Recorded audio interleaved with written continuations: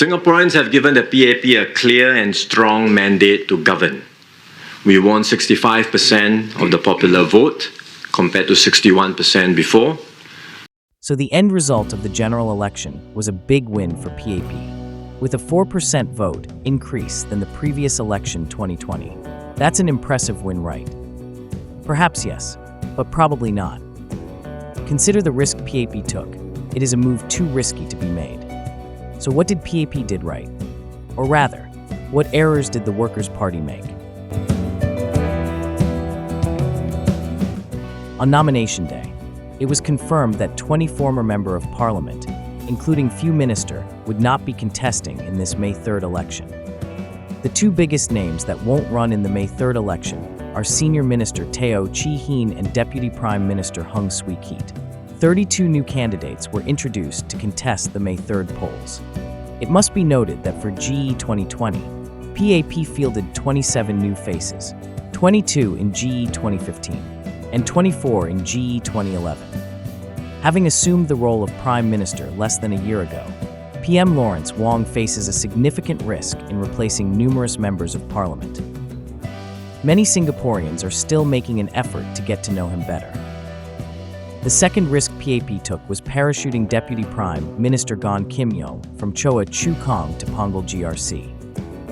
They probably sense that Workers' Party is going to launch an attack there, and they are absolutely right, as Workers' Party put a strong team at Pongal GRC. The problem here is, it was not strong enough. The vote for PAP was 63,589, while Workers' Party got 51,663. Almost a win of 12,000 votes. Impressive, right? No, it wasn't. Consider the Workers' Party candidates were all newcomer. Fighting against a deputy prime minister is never an easy task. PAP winning just 12,000 votes is not at all impressive. The stakes were too great to take a chance. Competing on unfamiliar ground. What if Gan Kim Yong lost? Losing a deputy prime minister would be a big blow to PAP. Many would still remember the pain of losing a foreign minister in Giorgio on the defeat at Ponggol GRC. Fortunately, or perhaps regrettably, this time round, the Workers' Party did not fully capitalize on this opportunity. A war which the Workers' Party could have won. The Pongal team contested was not the strongest Workers' Party had. Bringing down a GRC requires immense firepower. Workers' Party has had to field its strongest team yet for the challenge. With due respect to the other candidates, what could the outcome be if these are the candidates for Pongal?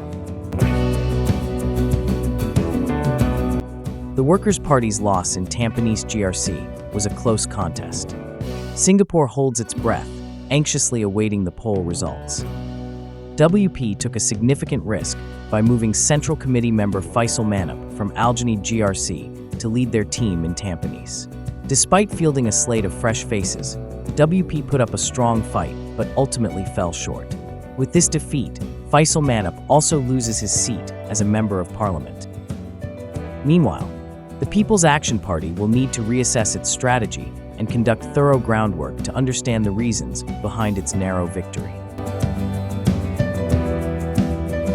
For Workers' Party, one takeaway they gained is that they are the favored opposition party in this GRC, as evidenced by the weak performance of the other two opposition parties.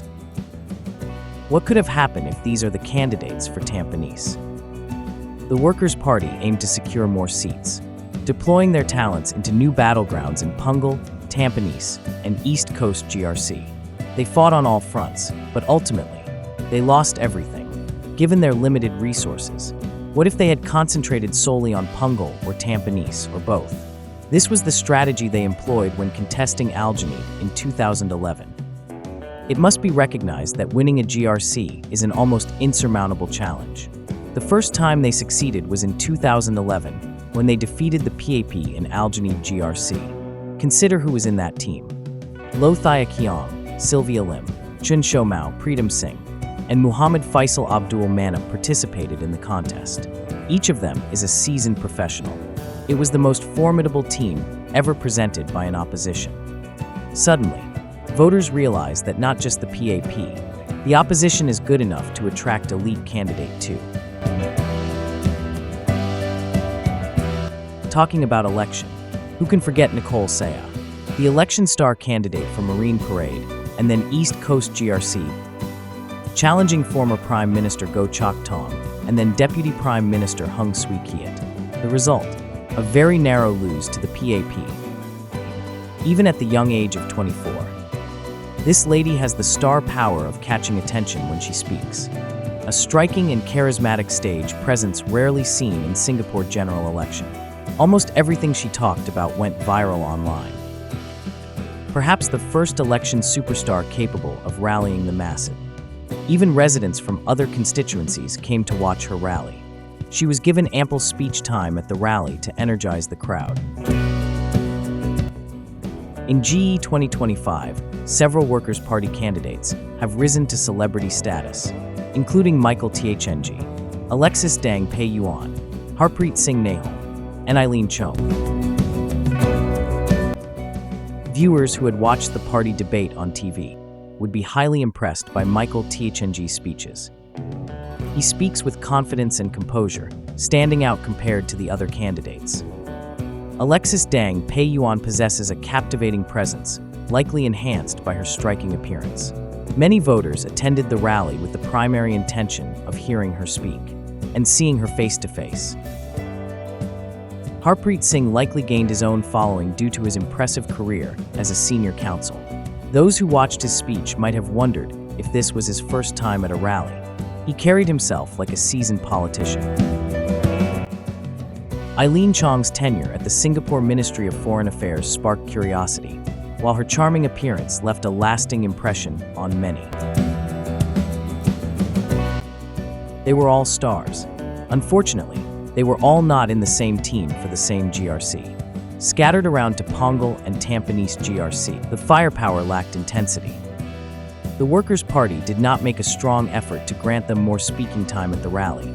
Otherwise, they might have won over more voters. Their social media presence went viral, drawing thousands of viewers. But the massive viewership failed to convert into actual votes. Without on-the-ground engagement, they remained distant.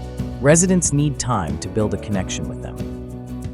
Without a personal connection, a sense of unfamiliarity always remains. Every stage and event needs a star player. US President Donald Trump is the best example. Ultimately, the large crowds at election rallies don't always translate into favorable votes. It's surprising how sparse the turnout can be at a PAP rally compared to the opposition's. Singapore is a unique country. Its citizens hear from the PAP ruling party every single day, all year round. During elections, it's refreshing to hear candidates speak up, sometimes even criticizing the ruling party.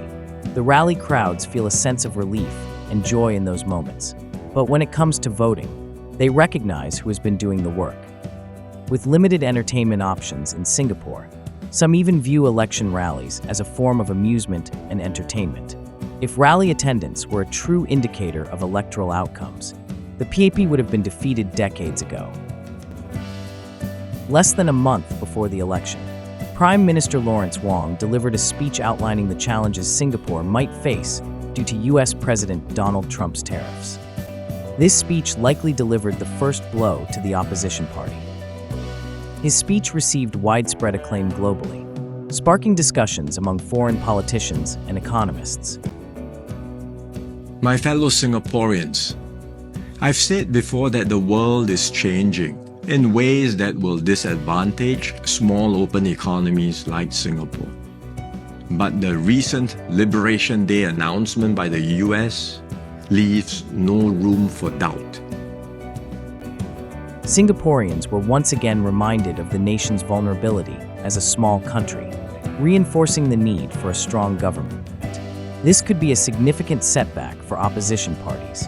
Prudent Singaporeans have always valued a stable and efficient government to navigate crises, just as they did during previous recessions and the recent COVID-19 pandemic. After all, 6 decades of nation-building have transformed a small fishing village land into a first-world country, and lifting it from poverty to become one of the world's wealthiest nations. our achievements visible every single day. For now, the Workers' Party will retain its 10 seats in the new parliament, representing its strongholds in Ponggol GRC and Hogang SMC, along with Sengkang GRC. I had shared it was always going to be a difficult election. The slate is wiped clean. We start work again tomorrow, and we go again. Congratulations to the PAP on their significant victory, retaining all ministers and not losing any of them. Perhaps a well-planned strategy and calculated risk that paid off. The general election is over. From now, we are all Singaporeans working for a better future. Thank you for watching.